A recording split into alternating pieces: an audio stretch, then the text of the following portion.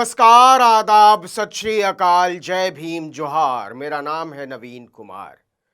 CJP की तरफ से अनशन करके और फिर जूस पीने के लिए भाजपा नेताओं के आगे हाथ जोड़कर चर्चा में आए सोनम वांगचुक के साथ मोदी सरकार ने धोखा कर दिया है, वो भी बहुत भारी वाला धोखा। लेकिन कमाल की बात तो यह है कि सनातन का टीका माथे पर लगाकर भाजपा के लिए दिन रात फील्डिंग कर रही उनकी पत्नी गीतांजलि यांगमो के सामने उनकी प्रिय पार्टी भारतीय जनता पार्टी ने धोखा किया और वो कुछ समझ नहीं पाई। कहा यह भी जा रहा है कि उन्होंने अपनी तरफ से तो जंतर मंतर आंदोलन को भाजपा के हाथ में न्यौछावर ही कर दिया था, लेकिन लाठी डंडे खाकर जंतर मंतर पर डट गए लड़के और लड़कियों ने, उनके माता पिता ने और यहां तक के किन्नरों ने राजनीतिक तौर पर नरेंद्र मोदी के आगे झुकते जा रहे सोनम वांगचुक के अनशन तोड़ने को सुई बराबर भी भाव नहीं दिया। पता नहीं क्या झूठ है और क्या सच, लेकिन सोनम वांगचुक अपनी भाजपाई और संघी टैगिंग से परेशान है, लेकिन उनकी पत्नी लगातार भाजपा और संघ की शरण में जाने के लिए व्याकुल है। इस पर चर्चा करेंगे, लेकिन पहले आइए धोखे पर। सोनम वांगचुक ने बताया है कि वो असल में लोकसभा में नेता प्रतिपक्ष राहुल गांधी के हाथों ही अपना अनशन तोड़ना चाहते थे, लेकिन इस चाहत के बाद भी उन्हें केंद्रीय मंत्री जेपी नड्डा और जितेंद्र सिंह के हाथों सूप पीकर आधी रात को अपना अनशन खत्म करना पड़ा। लेकिन इसमें भी जेपी नड्डा और जितेंद्र सिंह ने उनके साथ धोखा कर दिया। राहुल गांधी के हाथों अनशन क्यों नहीं तोड़वा पाए, इस बारे में भी सोनम वांगचुक ने अपनी जुबान खोली है। देखिए, सोशल एक्टिविस्ट सोनम वांगचुक ने पहली बार दावा किया है कि उनकी पत्नी गीतांजलि यांगमो ने नेता प्रतिपक्ष राहुल गांधी से संपर्क साधने की पूरी कोशिश की थी। वो कांग्रेस नेता के हाथों ही अपना अनशन तोड़ना चाहते थे, लेकिन तमाम कोशिशों के बावजूद उन्हें कोई सकारात्मक जवाब नहीं मिला। उधर आराम से लिक्विड डाइट पर बैठे, पूरी तरह चुस्त और तंदुरुस्त एयर कंडीशनड कमरे में बैठे सोनम वांगचुक अनशन तोड़ने के लिए व्याकुल हुए जा रहे थे। आपको याद दिलाएं कि तब तक धर्मेंद्र प्रधान का इस्तीफा नहीं हुआ था और पूरे देश में आंदोलन फैलता जा रहा था। यह अपने आप में सवाल है कि जब हजारों नौजवान लाठियां खाकर भारी गर्मी में दिन रात आंदोलन में डटे थे, तो शानदार 7 स्टार होटल, माफ कीजिएगा हॉस्पिटल मेदांता के एसी कमरे में दर्जनों डॉक्टरों के निगरानी में बैठे सोनम वांगचुक को अनशन तोड़ने की जल्दी क्या थी। जंतर मंतर से उठाए जाने के बाद पहले सफदरजंग और फिर मेदांता अस्पताल में वो सारे तरह के पोषण का आनंद ले रहे थे। अचानक से 23 जुलाई की आधी रात खबर आती है कि सोनम वांगचुक ने अनशन तोड़ दिया है और धर्मेंद्र प्रधान के इस्तीफे की मांग भी छोड़ दी है। इससे वांगचुक की भारी किरकिरी हुई और उन्हें अन्ना हजारे की तरह बीजेपी का आदमी कहा जाने लगा। इन आरोपों ने सोनम वांगचुक की साख को भारी धक्का पहुंचाया था। इस मिट्टी पलीद के बाद अस्पताल से डिस्चार्ज होकर वो सीधे जंतर मंतर पहुंचे थे, लेकिन उनका आभा मंडल ध्वस्त हो चुका था, क्योंकि जेंजी ने आंदोलन को पूरी तरह से अपने हाथों में ले लिया था। उन्हें इस बात से कोई फर्क नहीं पड़ रहा था कि सोनम वांगचुक ने धर्मेंद्र प्रधान के इस्तीफे की मांग छोड़कर अनशन तोड़ दिया है या वो लद्दाख चले जाएंगे। इस मिट्टी पलीद से परेशान सोनम वांगचुक ने इंडिया टुडे के कंसल्टिंग एडिटर राजदीप सरदेसाई के साथ एक इंटरव्यू में पहली बार खुलासा किया है कि असल में उनके साथ भाजपा ने धोखा किया था। उन्होंने 23 और 24 जुलाई की रात के बारे में विस्तार से बताया है, जब केंद्रीय मंत्री जेपी नड्डा और जितेंद्र सिंह के हाथों सूप पीकर उन्होंने अपना 26 दिनों का अनशन बहुत मजे में तोड़ दिया था। वांगचुक ने कहा, असल में हम विपक्ष के नेता राहुल गांधी के हाथों अपना अनशन तोड़वाने के बारे में सोच रहे थे और गीतांजलि इस पर काम कर रही थी। वो राहुल के खिलाफ नहीं थी, वो पूरी कोशिश कर रही थी कि राहुल गांधी मेरा अनशन तोड़वा सकें, लेकिन उन्हें कोई सकारात्मक प्रतिक्रिया नहीं मिली। हालांकि सोनम वांगचुक ने इस बात का कोई ब्यौरा नहीं दिया, इसीलिए हम सच या झूठ बोल रहे हैं कि राहुल गांधी से अनशन तोड़वाने के लिए उन्होंने कांग्रेस के किस नेता या किस ऑफिस से बात की थी। यह भी नहीं पता कि गीतांजलि यांगमो का नाम लेकर सोनम वांगचुक सच बोल रहे हैं या झूठ बोल रहे हैं, क्योंकि उन्होंने माना है कि कांग्रेस लीडरशिप के बारे में की गई बातों की वजह से उन्हें आलोचना का सामना करना पड़ा। लेकिन जो ज्यादा जरूरी बात है वो है बीजेपी सरकार का सोनम वांगचुक से धोखा। और ये बात खुद वांगचुक ने कही। वो चाहते तो धर्मेंद्र प्रधान के इस्तीफे पर अड़े रह सकते थे, लेकिन ये मांग उन्होंने सफदरजंग अस्पताल में ही छोड़ दी थी। भाजपा को भनक लग गई थी कि सोनम वांगचुक कुछ विरोधी नेताओं के हाथों अनशन तोड़ना चाहते हैं।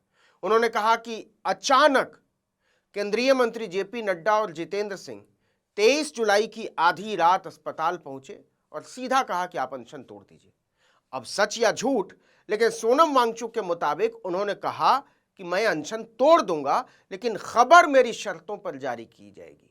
क्या मासूमियत है जिसमें विपक्षी नेता और अगर हो सके तो स्टूडेंट लीडर्स की भी तस्वीरें होंगी, ताकि लगे कि यह सब मिलकर किया गया है। सोनम वांगचुक के मुताबिक मंत्री इस प्रस्ताव पर सहमत हो गए, लेकिन इसके बावजूद कुछ ही मिनटों में भाजपा नेताओं ने उन्हें धोखा देते हुए समझौते का उल्लंघन कर दिया और उनकी जेपी नड्डा और जितेंद्र सिंह के हाथों जूस पीने की तस्वीरें सोशल मीडिया पर जारी कर दी।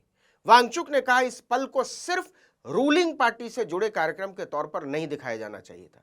इस घटना ने राजनीतिक नेताओं पर से उनका भरोसा डिगा दिया है। उन्होंने कहा कि उन्होंने वादा तोड़ा, इसलिए मेरा इन सभी नेताओं से भरोसा उठ गया है। हालांकि वो ये नहीं कह रहे हैं कि मोदी सरकार से भरोसा उठ गया है या भाजपा से भरोसा उठ गया है। इतनी हिम्मत वो अभी भी जुटा नहीं पा रहे। यहां सोनम वांगचुक पर कुछ सवाल खड़े होते हैं। पहली बात, सोनम वांगचुक अपने अनशन की वजह से लद्दाख में चाहे जिस हैसियत में आ गए हो, लेकिन राष्ट्रीय असर की बात करें तो उन्हें कोई नहीं पूछ रहा है।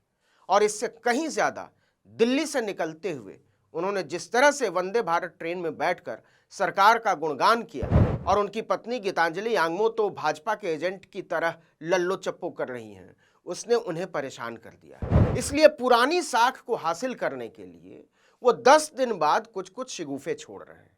कितना असर होगा यह कहना मुश्किल है।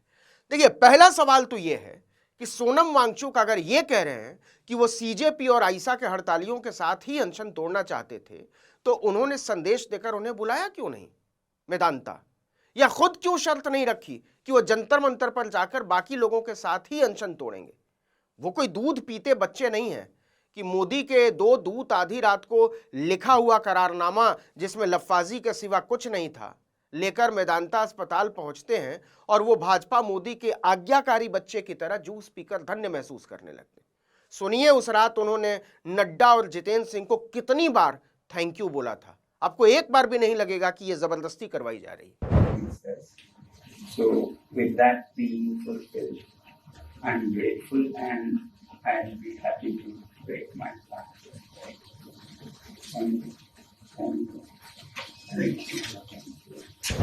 जब प्रधान के इस्तीफे की मांग से पीछे हटते हुए वांगचुक के अनशन तोड़ देने की खबर जंतर मंतर पहुंची तो सबको हैरानी हुई, लेकिन कुछ ही पल में बच्चों ने ऐलान कर दिया कि वांगचुक को जो करना हो करे, हम तो धर्मेंद्र प्रधान का इस्तीफा लेकर ही वापस घर जाएंगे। दूसरा सवाल, सोनम वांगचुक ने राहुल गांधी और विपक्ष के दूसरे नेताओं से मिलने की इच्छा पहले क्यों नहीं जाहिर की? तीसरा सवाल, जब वांगचुक जंतर मंतर पर अनशन पर बैठे ही हुए थे तो उन्होंने राहुल गांधी और अखिलेश यादव के जंतर मंतर न पहुंचने के सवाल पर क्यों कहा था कि वो राजनीति में खत्म हो जाएंगे?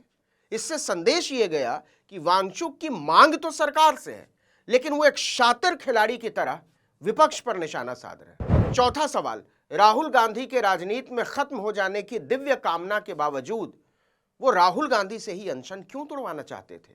और पांचवा सवाल, सोनम वांगचुक ने एक बार भी नरेंद्र मोदी पर कोई टिप्पणी क्यों नहीं की, जबकि बाद में अभिजीत दिपके और सौरभ दास जैसे छात्र नेताओं ने नरेंद्र मोदी के इस्तीफे की बात सार्वजनिक तौर पर की और उसी से सरकार पर दबाव बढ़ा कि प्रधान को बचाने के चक्कर में प्रधानमंत्री का बेड़ा गर्क हो रहा है।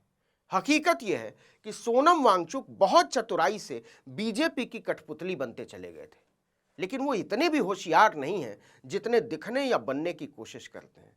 उनकी भंगिमाओं में नाटकीयता है और ये बात वो शायद समझते नहीं है। उन्हें जनता के मूड की जरा भी हवा नहीं थी।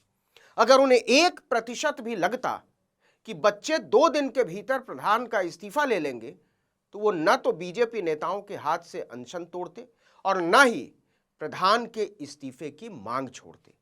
लद्दाख लौटने के बाद उनकी बची खुची साख की बैंड उनकी पत्नी गीतांजलि यांगमो ने बजा दी। हकीकत यह है कि इतने लंबे अनशन के बाद सोनम वांगचुक नेपथ्य के नेता की तरह नजर आ रहे हैं। न कोई उनकी सलाह ले रहा है और न ही व्यापक अर्थों में उनकी सलाह का कोई मतलब बचा है। इसीलिए वो ऐसे इंटरव्यूज के जरिए साबित करने की कोशिश कर रहे हैं कि उन्हें और उनकी बीवी को बीजेपी का एजेंट न माना जाए। असल में तो बीजेपी ने उन्हें धोखा दिया है। ये मौजूदा राजनीति में प्रासंगिक बने रहने की कोशिश से ज्यादा कुछ भी नहीं। ये मौजूदा छात्र राजनीति में प्रासंगिक बने रहने की कोशिश से ज्यादा कुछ भी नहीं है। इस वीडियो में इतना ही, लेकिन अगर आपने आर्टिकल 19 इंडिया को अब तक सब्सक्राइब नहीं किया है तो फौरन कर दीजिए, बेल आइकॉन दबाइए, घंटी जैसी आकृति, लाइक कीजिए और कमेंट करके बताइए हमारा वीडियो आपको कैसा लगा। हमारा ट्विटर हैंडल है आर्टिकल 19_इंडिया और मेरा ट्विटर हैंडल है नवीन जर्नलिस्ट। नमस्कार।